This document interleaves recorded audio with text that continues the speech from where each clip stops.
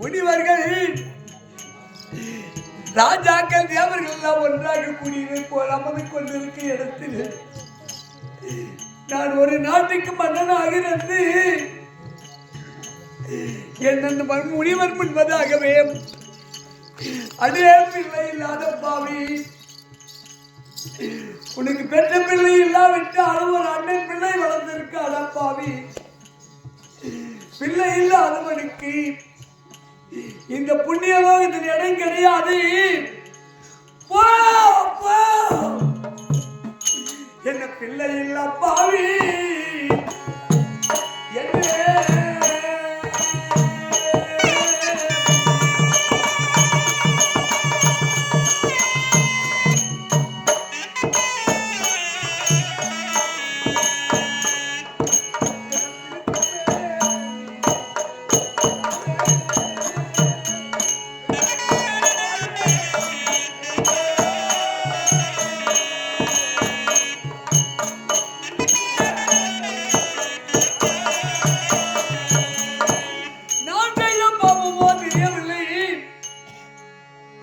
இல்லை எங்கள் தாய் தந்தை செய்த பாவமோ இல்ல மூதாதைகள் செய்த பாவமோ. ஆனா எனக்கு 60 வயதாகிவிட்டது. இதற்கு மேல் குழந்தை ஆகாது. எப்பவுமே பாருங்க, ஒரு மனிதனாக பிறந்தால் திருமணமானால் குழந்தை இருக்க வேண்டும். எதுக்கு தெரியுமா? கொல்லி வைக்கவும் குடம் உடைக்கவும் எல்லாம் தண்ணீர் விடவும் ஈமக்கடன் கழிக்கவும். பெற்ற பிள்ளை கொல்லி வைக்காவிட்டால் கட்டாயமாக அப்பா அம்மாவுக்கு சொர்க்கம் கிடைக்காது. அதனால எங்களுக்கு எனக்கும் மருத்துவமனை அம்மையாருக்கும் எங்களுக்கு கொல்லி வைக்கவும் குடம் அடைக்கவும் எல்லாம் தண்ணீர் விடுவதற்கு ஒரு பிள்ளை இல்லாமல் போய்விட்டதே தெய்வமே.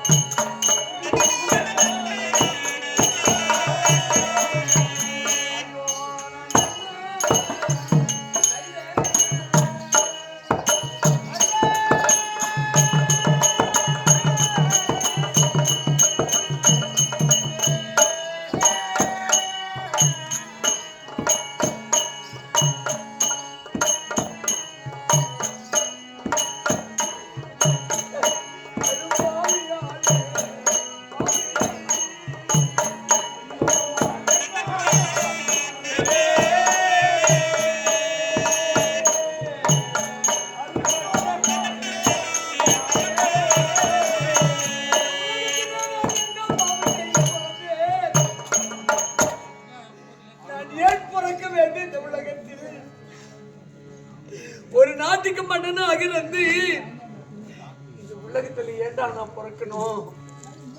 பிள்ளை இல்லாதவன் ஏன் பிறக்கணும்? பிள்ளை இல்லாதவனுக்கு புண்ணிய லோகத்தில் இடம் கிடையாது சொல்லிவிட்டார்களே. நான் ஏன் பிறக்க வேண்டும்?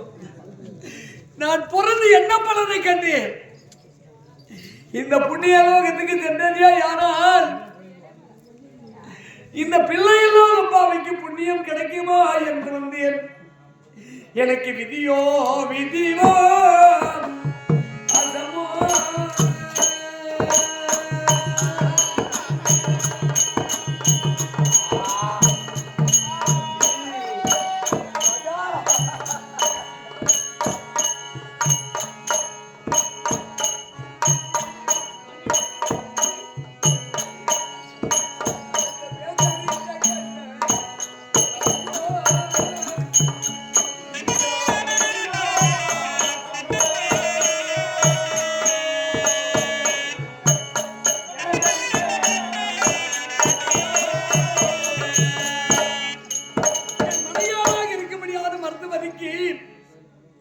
பெண்ணே, நான் புண்ணிய லோகத்துக்கு சென்று நம்ம பிள்ளை இல்லாத குறையை சொல்லிவிட்டு இதுக்கு பலன் என்ன என்று கேட்கலாம் என்று சென்றேன். என் மனைவி மிருத்தவதி தேவி கண்ணே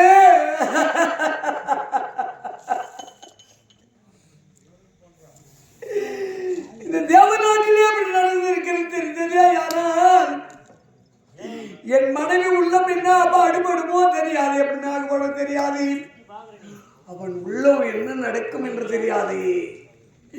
என் மனைவியால் கேட்டேன்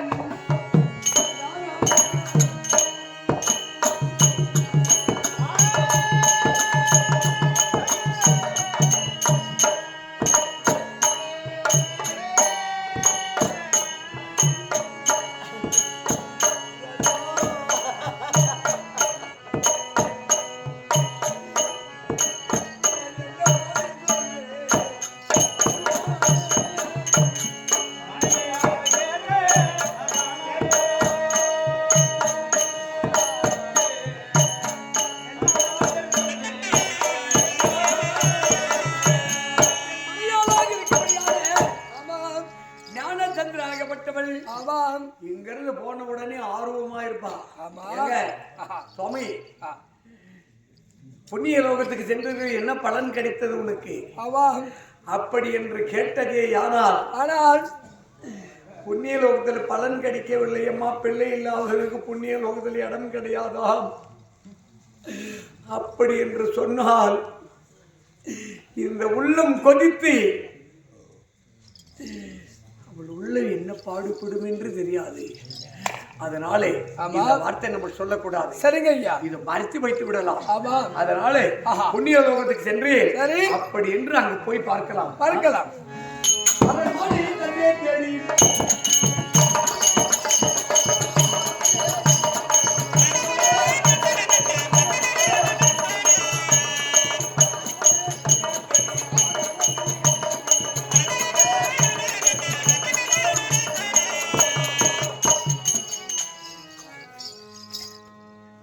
அம்மா அரண்மனையிலே பூஜை செய்த பூஜை அறையில் இருப்பான். ஆமா, பூஜை அறையில் இருக்கிற போது அமைதியாக சென்று அம்மா பூஜை செய்தா என்னன்னு பார்த்துட்டு மட்டும் வா. சரிங்க ஐயா, எதுவுமே சொல்லக்கூடாது. சரிங்க ஐயா, பூஜை செய்து கொண்டு இருக்கிறதா இல்லையா என்று பார்த்து கொண்டு வா. வருகிறேன்.